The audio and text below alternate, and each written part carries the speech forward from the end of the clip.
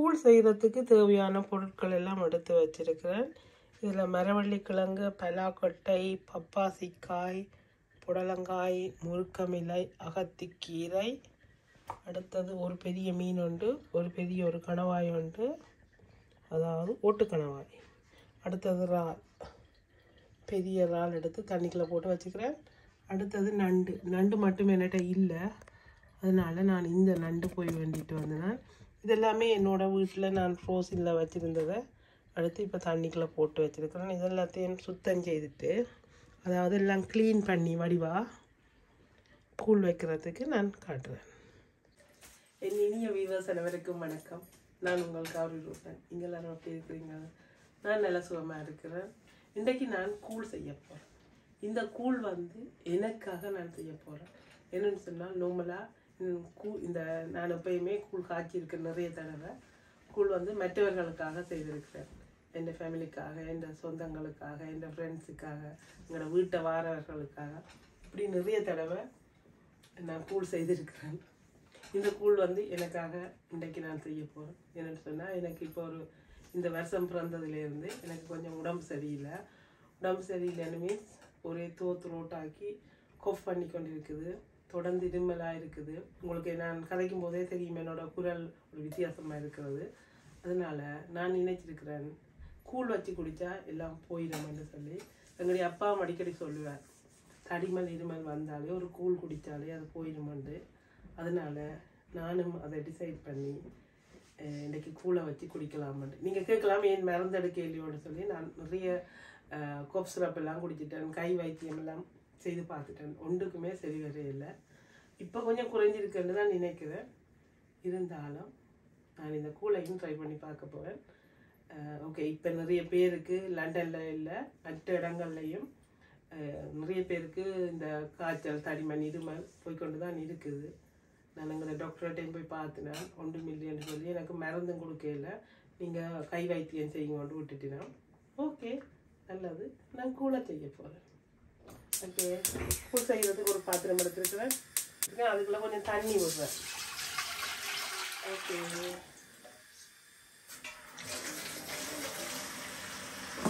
எல்லா பொருட்களையும் சுத்தம் செய்து, அதாவது நண்டு, இறால், கணவாய், மீன் எல்லாமே வெட்டி கழுவி வச்சிருக்கிறேன்.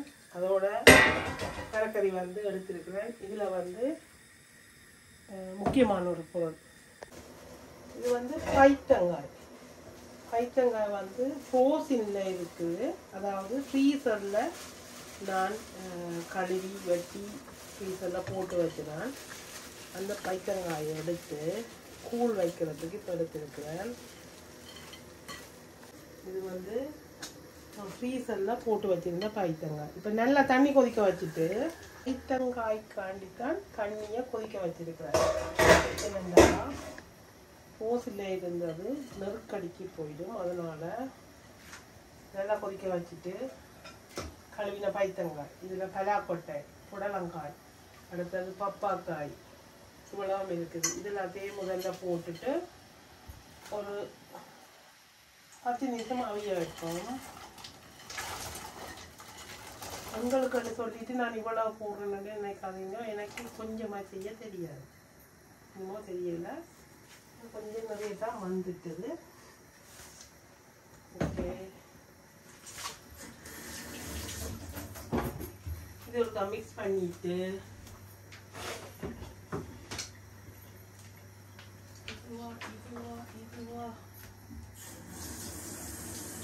மிக்ஸ் பண்ணிட்டு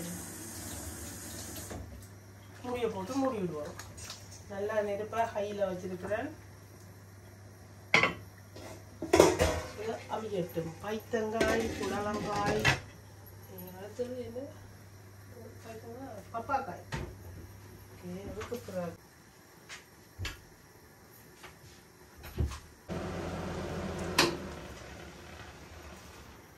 இப்போ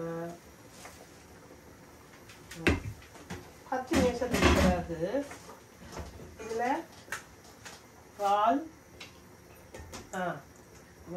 நண்டு, கணவாய், மீன், மரவள்ளிக்கிழங்கு இவ்வளவு இருக்குது. இவ்வளோத்தையும் போட்டு ஆவிய வைக்க போகிறேன்.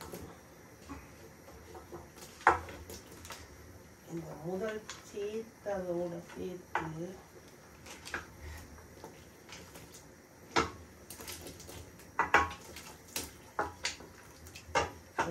நண்டு கணவாய்க்கு கொஞ்சம் உப்பு போட்டுனா அதனால தண்ணி வந்து அதிலே கொஞ்சம் உப்பு போட்டு வச்சுதான்.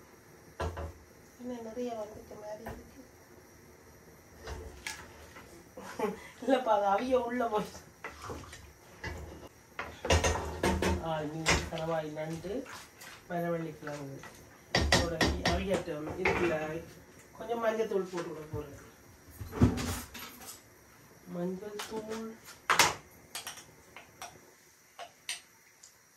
ஒரு மேசை கரண்டி மஞ்சள் தூள்.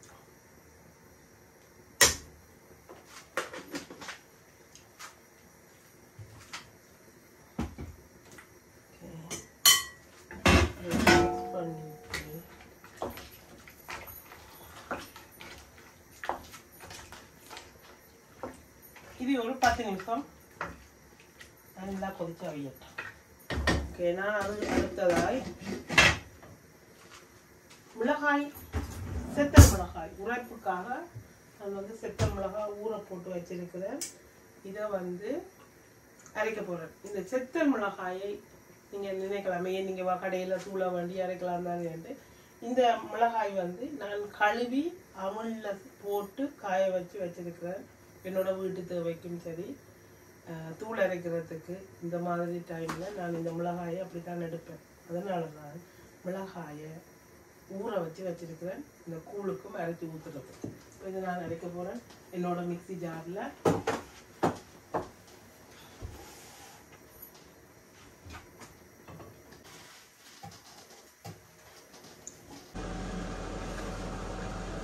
இது பொடியல் மாவை தண்ணியில் ஊற வச்சிருக்கிறேன்.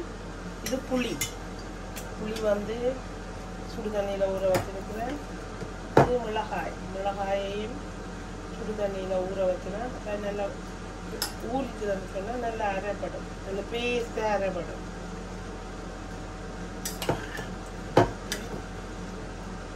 கையெல்லாம் வைக்கக்கூடாது மிளகாயத்தில். கையை வச்சா அவ்வளோதான்.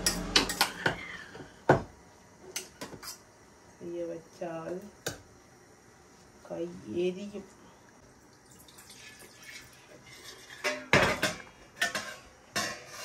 இப்போ இந்த மிளகாய் ஊற வச்ச தண்ணியில் தண்ணிக்குள்ள இந்த மிளகாயின் விதை இருக்குது. அதை வெளியில் எறியக்கூடாது, அதையும் சேர்த்து அரைக்கணும். நான் ஏதாவது மண் கல் இருக்கோன்னு பார்க்குறேன், ஒன்றும் இல்லை, க்ளீனாக தான் இருக்குது. அப்படியே மிளகாயோட சேர்த்து அரைக்கலாம். தண்ணி காணாட்டிக்கு அந்த தண்ணியை விடலாம், ஊற வச்ச தண்ணியை.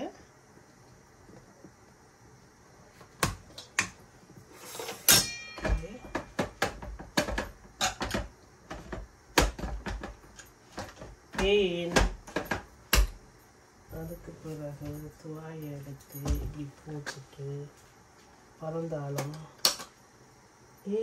போடையில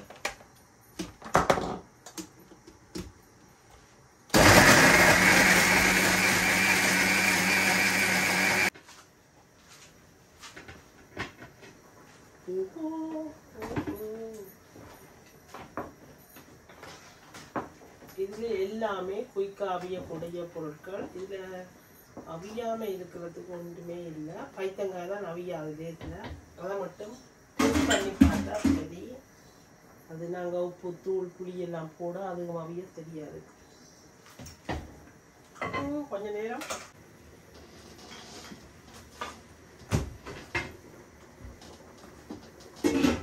இப்போ நான் உப்பு சேர்க்கிறேன். உப்பு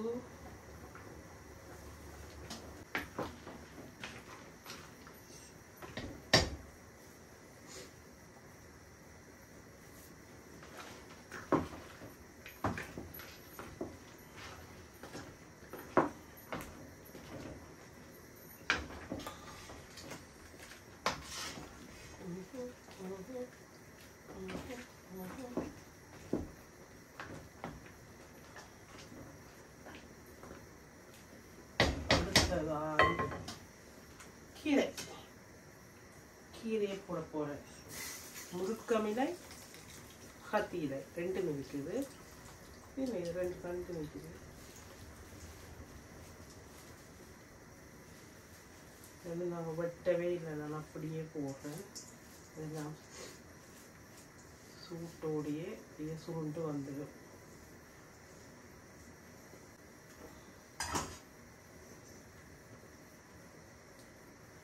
அகத்தி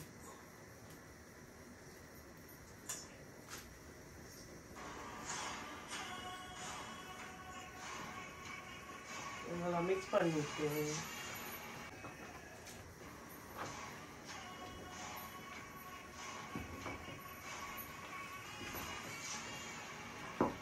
இதில் ஊரில் இருந்திருந்தா கொவ்வையில் போடலாம், முசுட்டையில் போடலாம், காரையில் போடலாம். இப்படி நிறைய கீரைகள் வந்து கொஞ்சம் கொஞ்சமாக ஒரு கையளவு நிறைய போடாமல் ஒவ்வொன்றிலையும் கொஞ்சம் கொஞ்சம் சேரைக்குள்ள நிறைய வந்துடும். இது வந்து தனியாக அகத்திக்கீரையும் முருங்கங்கீரையும் தான் எனக்கு கிடைச்சிருக்கு. அது 2 தான் நான் போட்டிருக்கிறேன். இப்போ இந்த கீரை இல்லையண்டா நீங்கள் சும்மா நார்மலாக சமைச்சு சாப்பிட்ற கீரை கூட இதுக்கு சேர்க்கலாம். கடைசியாக நீங்கள் அந்த உப்பு புளி தூள் கரெக்டாக இருந்ததுன்னா கூழ் சூப்பராக வந்துடும்.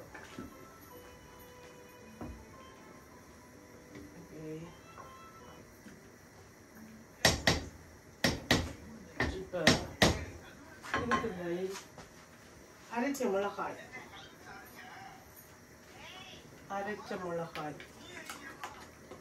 இந்த பேஸ்டில் கொஞ்சத்தை எடுத்து வச்சுட்டு வறுத்து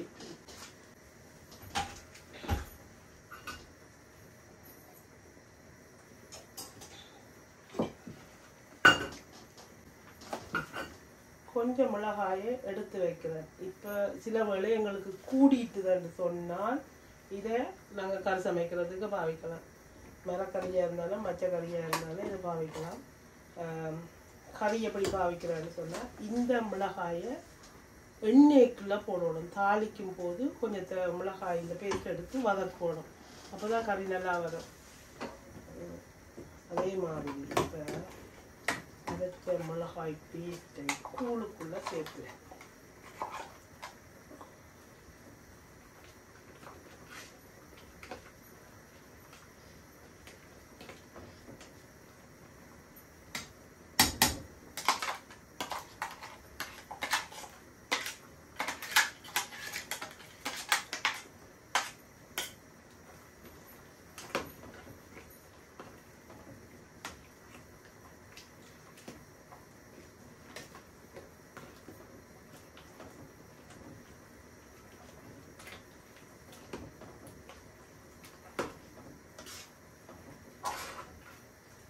ஏன்னு சொன்னால் கூழுக்கு இவ்வளவுதான் உரைப்பண்டு சொல்லி போட முடியாது.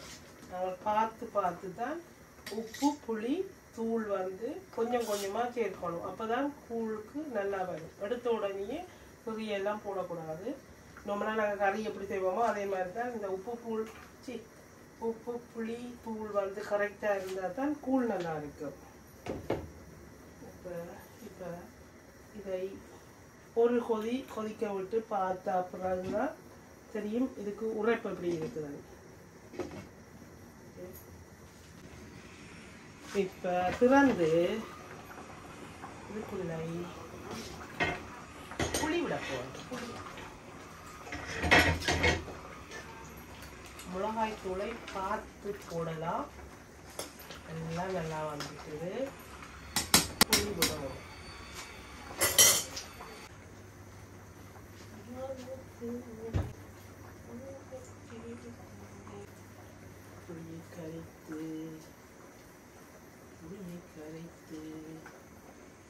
புளியை கரைத்து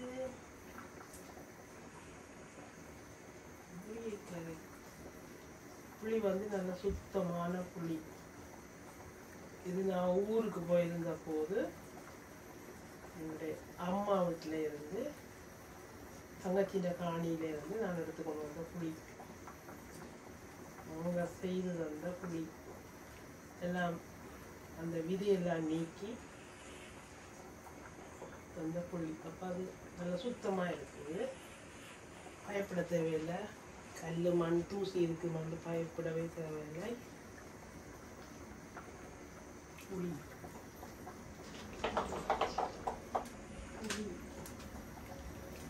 புளி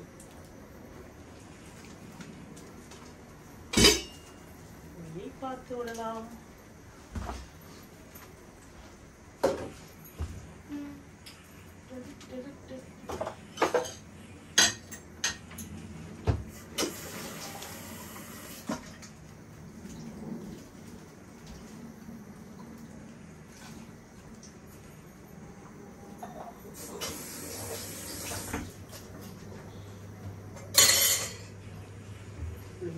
நல்லா மிக்ஸ் பண்ணிட்டு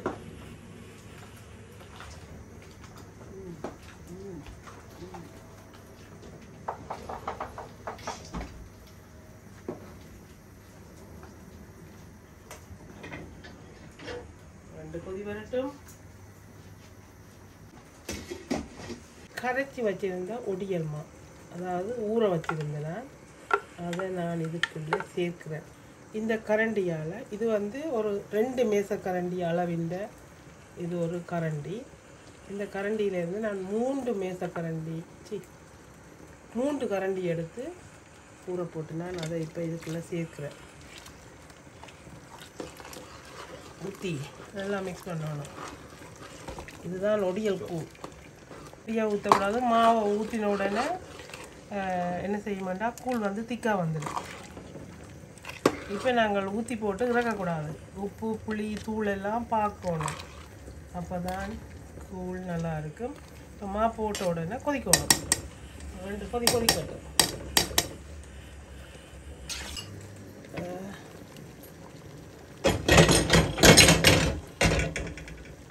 கூழை வந்து டேஸ்ட் பண்ணி பார்க்கணும்.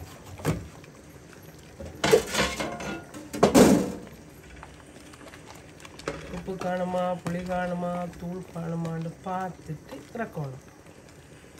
ஓகே,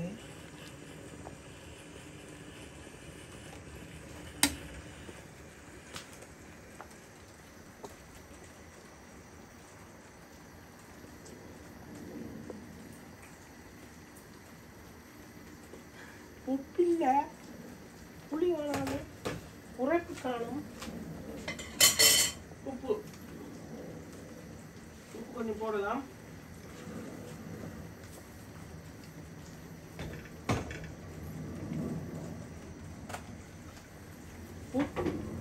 உப்பு கொஞ்சம் போடணும்.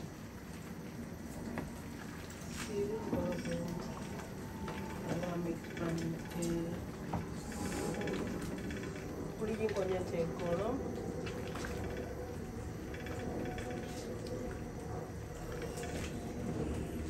புளி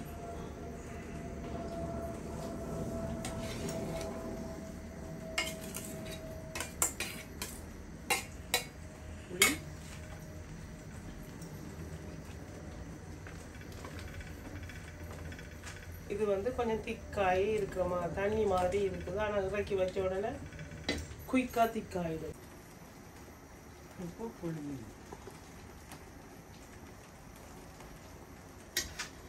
ஒரு கொஞ்சம் ஒன்று தான் அடுத்தடுத்து டேஸ்ட் பண்ணி பார்க்கணும்.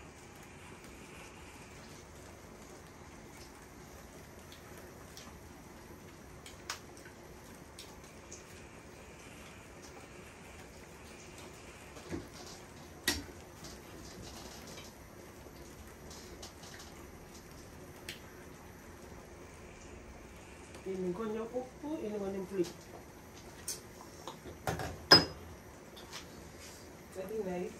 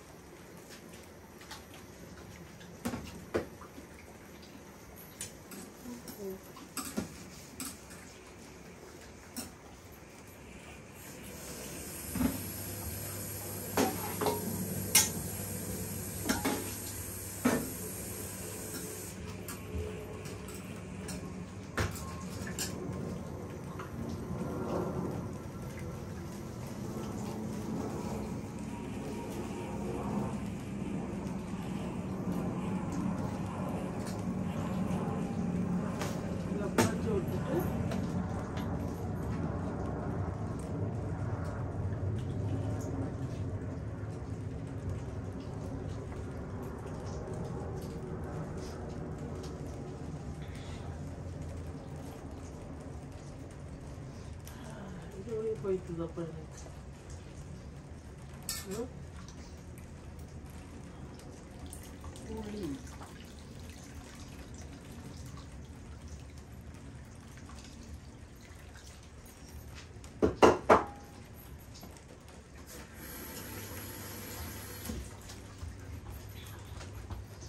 நல்லா மிக்ஸ் பண்ணுவோம். கொதிக்க விடுவோம்.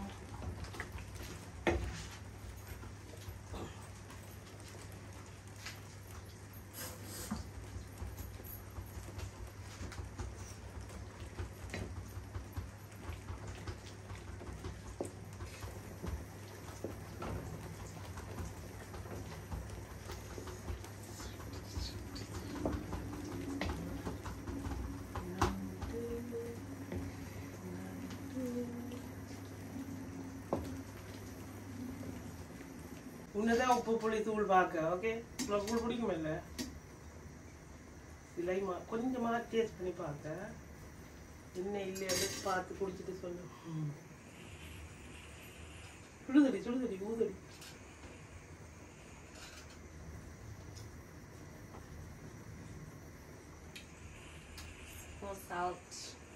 வேணுமா சொல்லிட்டா? நான் நினைச்சேன். ஓகே, எவ்வளோ ஆகும்? எவ்வளோ ஆகும்? கண்மாமியா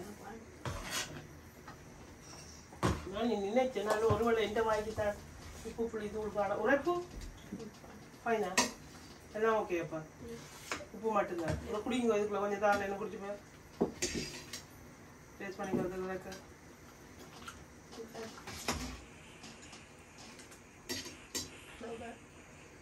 டேஸ்ட்டு பண்ணி தானே.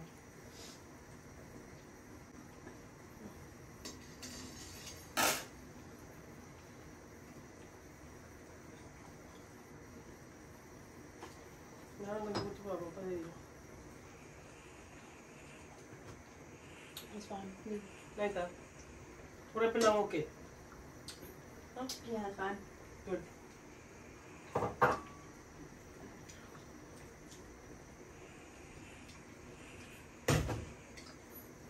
Okay, good.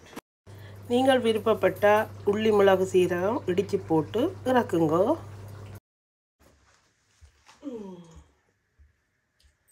கூழ இறக்கி வச்சுட்டு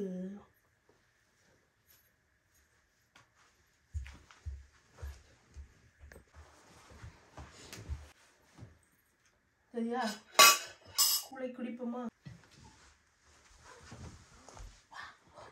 ஓ பரவாயில்ல, கொஞ்சம் கொஞ்சமாக குடிங்க. இந்த பிளேட்டில் வைங்க. இப்படி வச்சு குடிங்க. சரி, அப்பா குடிக்கிறீங்களா? டேஸ்ட் பண்ணி பார்க்கல. இது அப்பாவுக்கு. உங்களுக்கு பிளேட் இல்லையா? எனக்கு வேண்டாம். ஓகே, இல்லை தேவையில்லை. நான் கொஞ்சம் கொஞ்சமாக தான் குடிப்பேன். அப்போ தான் நிறைய குடிக்கலாம்.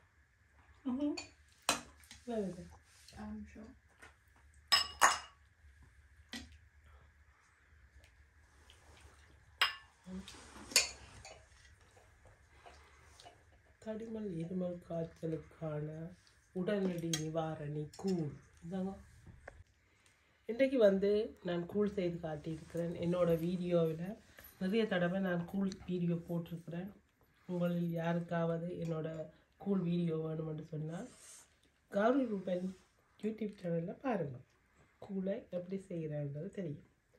செய்து குடிக்குங்கோ. நன்றி, வணக்கம். இத்துடன் இந்த வீடியோ முடித்துக்கொண்டு மீண்டும் நல்ல ஒரு வீடியோட நான் உங்களை சந்திக்கிறேன். நன்றி, வணக்கம்.